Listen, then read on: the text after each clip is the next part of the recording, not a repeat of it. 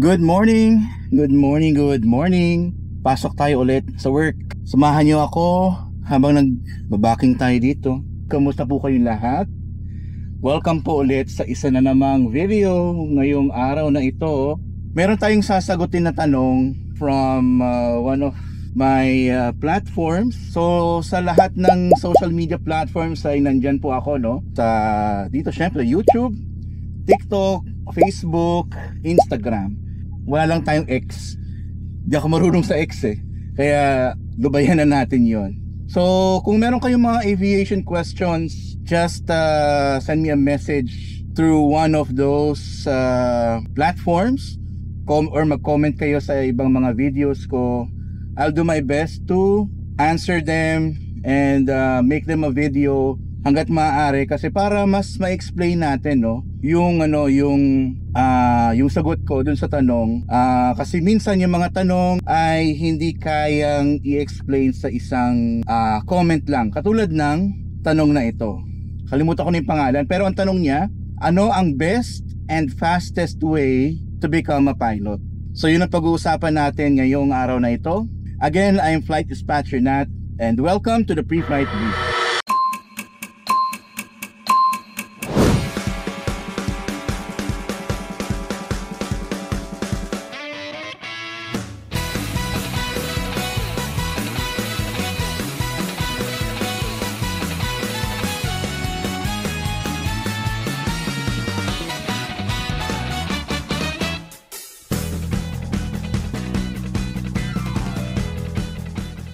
Alright, so best and fastest way to become a pilot. Mahirap.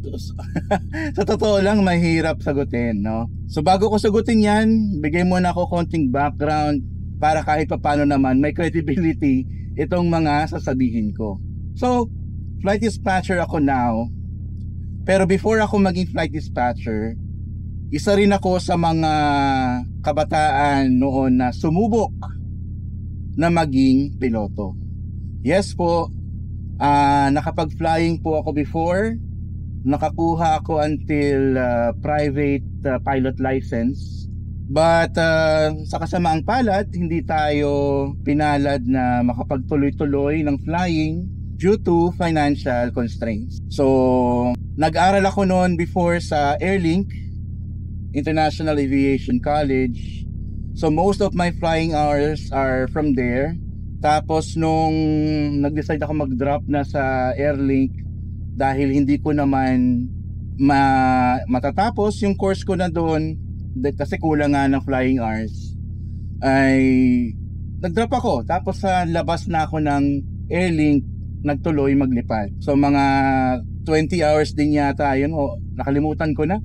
Alright, so during those times, pagka-graduate ko ng high school, very limited lang yung knowledge ko about flying schools. Karamihan ng mga kamag-anak ko, yung father ko ay related sa barko, seaman, ganyan. So ako lang yung lumihis ng landas, gusto ko ng eroplano, kaya yung information, yung mga diskarte na dapat malaman sana ng isang, alam mo yun, yung gusto maging piloto ay very limited. So, isa na doon yung pagpili ng school. Ang alam ko lang na school noon na related sa aviation ay PATS and Airlink. So, yung PATS noon, yes, College of Aeronautics siya, pero wala siyang flying. Pero si Airlink, nag-offer siya ng college degree na may kasamang flying program. So during that time, yun lang yung pinagpipilian ko. Since gusto ko maging piloto, nag-enroll ako sa Airlink. So nung nasa Airlink na ako, doon ko nang nalaman na pwede palang mag-flying kahit hindi ka sa Airlink. Na meron palang flying program sa labas ng Airlink. Yun nga sa general aviation area. So yun, pero syempre nasimulan ko na, nasa gitna na ako.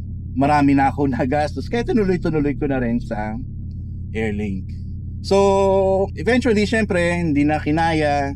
Mas nalaman natin na mas mura pala ang flying kapag hindi yon nakatali sa isang college degree.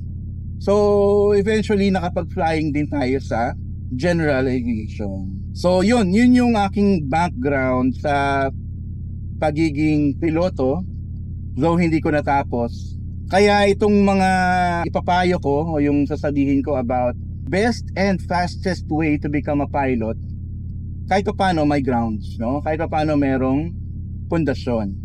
Okay, so let's get into it. Best and fastest way.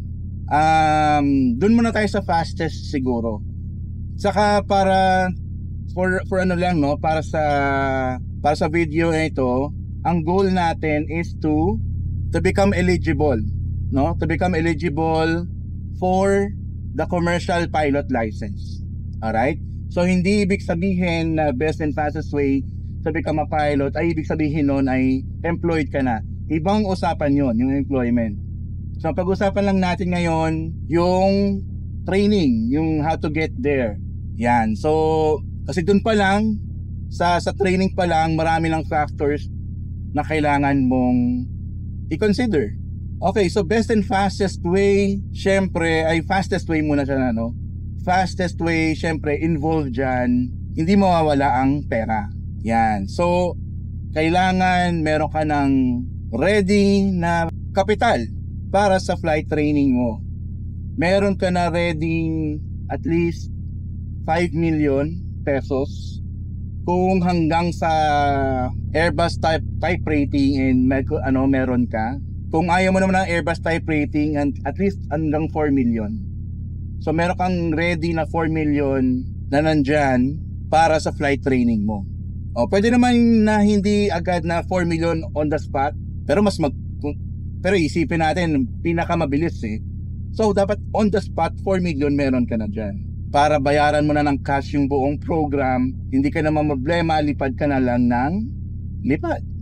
Right? So yun, pera ang pinaka major major factor para mapabilis yung pagiging eligible mo to get the commercial pilot license. Alright, so isa pang kailangan mo i-consider is yung school. So yung school dapat ay yung mga estudyante noon ay hindi gaanong marami. Alright? Hindi gaanong marami dahil para tutok yung mga instructor sa iyo mismo. You get the best quality education. At kapag high quality talaga yung education na matatanggap mo, the tendency is mas mabilis ka matututo, mas mabilis mo mamamaster yung skills. Yan. So isa pa about sa school is yung equipment ng school, yung eroplano mismo ng school. Ilan ba ang eroplano nila? Marami ba silang eroplano? Hindi lang ba isa? Yan. So that ma-ensure na tuloy-tuloy yung flight training mo. Na kapag may sira yung isang eroplano, pwede kang gumamit ng ibang eroplano just to continue your training. Hindi ka matetenga. So yun. Isa rin yun sa dapat i-consider. So technically, yun yung fastest way. Magkaroon ka ng sapat na pera, 4 million pesos on the spot, and then yung school ay dapat na konti ang estudyante at marami ang eroplano. Yun. So, punta naman tayo sa best. When we say the best way, it doesn't necessarily mean fastest, no? Kasi nasa sa'yo yan kung ano yung maituturing mo na best way. Maaari yung para sa akin, ang best way ay iba sa kung ano ang perception mo ng best way. So, for me, the best way to become a commercial pilot license holder is to graduate from a well-known school. Yan. So, not necessarily kukunti ang estudyante, not necessarily mahal, or not necessarily marami silang eroplano, but the best in overall. Yan. Yung makapag bigay sa akin ng magandang network after I graduate, yung makapagbigay sa akin ng trabaho after I finish the training program, yun ang best flight school para sa akin. At sa ngayon, ang nakikita kong best flying school sa Pilipinas is yung PAL Aviation School talaga.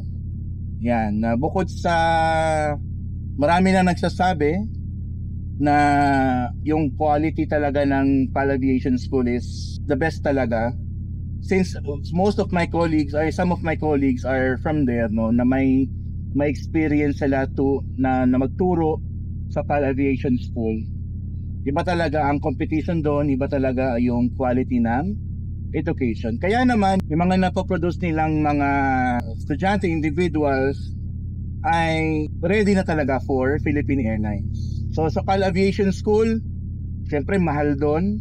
At hindi porket may pera ka, pasok ka na dahil meron silang assessment doon na matindi. Hindi lang sa academic assessment meron ding physical assessment doon. So yun yung para sa akin the best flight school. So pag sasamahin natin yung best and fastest way, so nasa sa iyo na yun kung ano ang parameters mo pagdating sa best. So yung fastest, ano na siya, given na siya. Magkaroon ka ng pera na sapat, tapos flight school na kahit hindi ganun sikat, pero kokonti lang estudyante na maraming eroplano.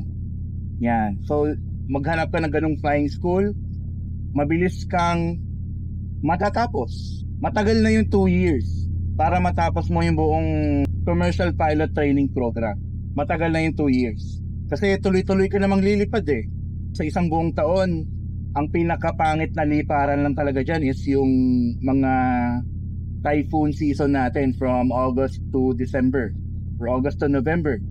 Pagdating naman ng January, February hanggang May, good weather flying yan. So doon ka pwedeng bumanat ng lipat. O kung wala ka namang kaagaw sa eroplano, wala kang kaagaw sa instructor, mabilis mo matatapos yung training program.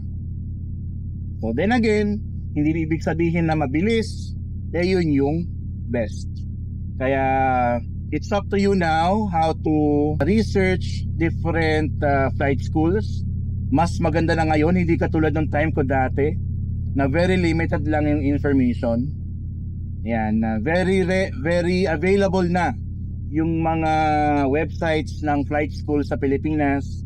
Pwede kang tumawag sa kanila, pwede mo silang bisitahin to ensure, to make sure na yung mga ilalabas mong pera ay sulit talaga.